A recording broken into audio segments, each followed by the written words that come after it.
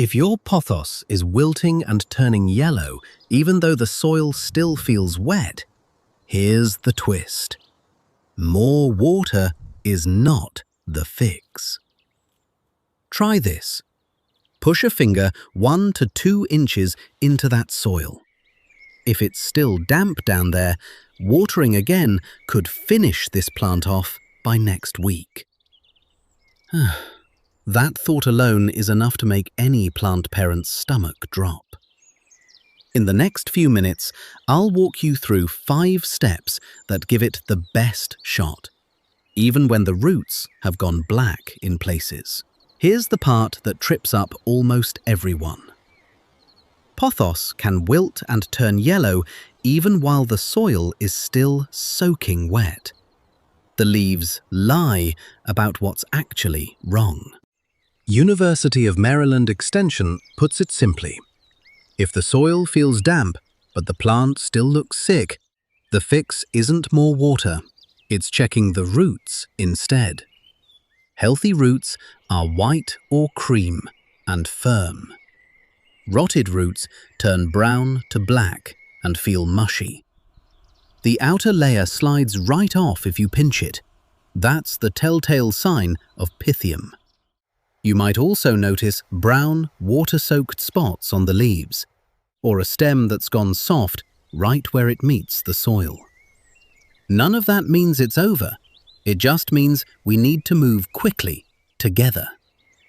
A neighbor of mine swears her pothos survived a full decade of neglect. Turns out the fungus that killed potato crops across Ireland in the 1840s is cousin to the fungus family rotting your roots today. Back in 1846, a botanist named Miles Berkeley first guessed a fungus was behind the disaster and got laughed at, because nobody believed a tiny organism could take down entire fields overnight. Wild, right? 30 years later, a scientist named Heinrich de Barry proved him right. Different scale, same trick. Too much water, not enough air. Let's fix that together. Step 1 starts with your hands. But first, a quick heads up. Pothos sap has calcium oxalate crystals in it. Wash up after handling it and keep cuttings away from curious pets and grandkids.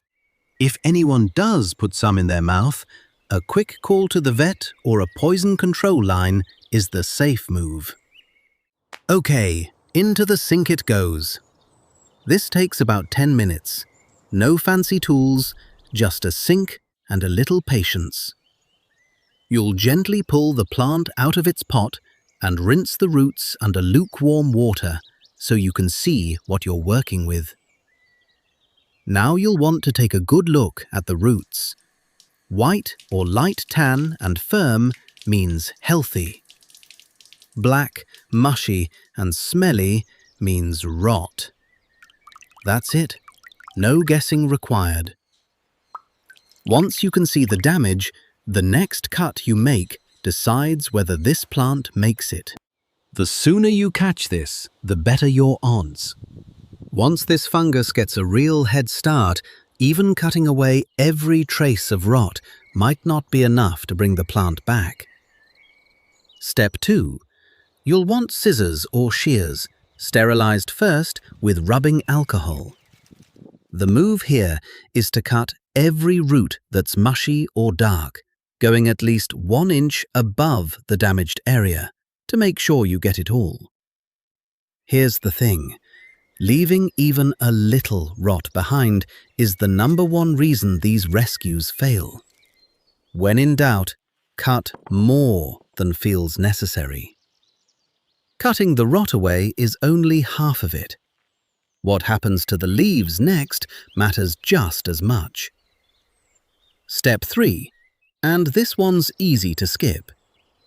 The move is to trim back about 1/3 of the vine too. Fewer roots can't support as many leaves, so cutting some back gives the roots less work while they recover. It feels like you're doing less to save the plant, you know? But you're actually giving it a better shot. But before you repot this thing, there's one more spot that decides everything. The stem, right at the soil line. Is it still firm, or has it gone soft and dark too? Hold on to that question. We'll come back to it. Step 4 is fresh soil, and it's the step most people skip. Pothos need a mix that drains fast. A soilless potting blend with perlite mixed in works well, in a pot with real drainage holes. A bag of perlite costs next to nothing, dirt cheap compared to buying a whole new plant. Here's why this actually works, and it's kind of satisfying once it clicks.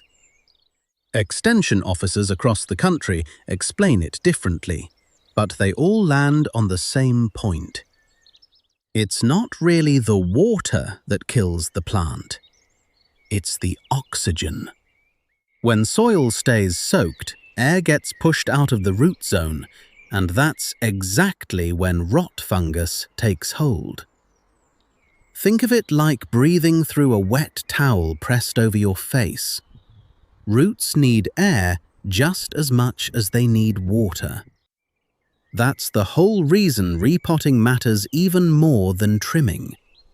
You can cut away all the rot in the world, but if the roots go right back into soggy soil, the rot just starts over. Get the drainage right, and the proof's in the pudding. Fewer black roots, more new white ones. Getting the soil right only works if you change one more habit. Step 5, and it's the easiest one. Water less often, not more. You'll go back to that same finger test before every watering, 1 to 2 inches down, and if it's still damp, wait. Pothos can go a week or more between waterings and still be perfectly happy. Folks who've kept a pothos alive for 20 years will tell you the same thing extension research keeps confirming. Less water beats more, in most cases. 3 mistakes trip people up more than anything else here. First, leaving even a little rotted root behind, thinking it's close enough. It rarely is. Second, skipping the stem check completely and repotting a plant that was already too far gone. Third, watering again right after repotting out of habit before the roots have had a chance to settle. A few days of patience goes a long way, and honestly, it's the cheapest tool in this whole process.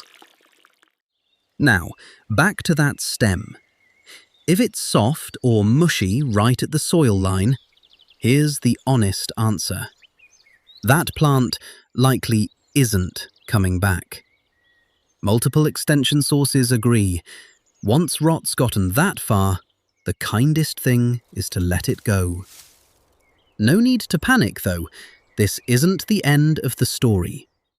If you've still got a healthy vine, you'll want to cut a length with at least 1 node, strip the lower leaves, and drop it in a glass of clean water.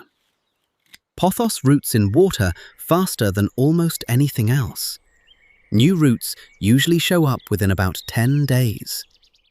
Once those new roots reach about 1 inch long, that's the cue to move it into soil. Moving it too soon is the most common way these cuttings go into shock and stall out. It helps to wash your hands after handling the cuttings and keep the water glass away from pets and little ones who like to explore with their mouths. If that happens, a quick call to your vet or doctor is the safe move. Give it about 10 days and you'll see it. A little cluster of fresh white roots reaching down into that glass. That's the sign this one made it. So that's it. 5 steps. Check, cut, trim, repot, and change the habit. If you're the kind of gardener who checks the soil before reaching for the watering can, you're already ahead of most people growing this plant. What state are you gardening in? And did your pothos make it? I'd love to hear it in the comments. Grow a little more, save a little money, and have some fun doing it. Happy gardening!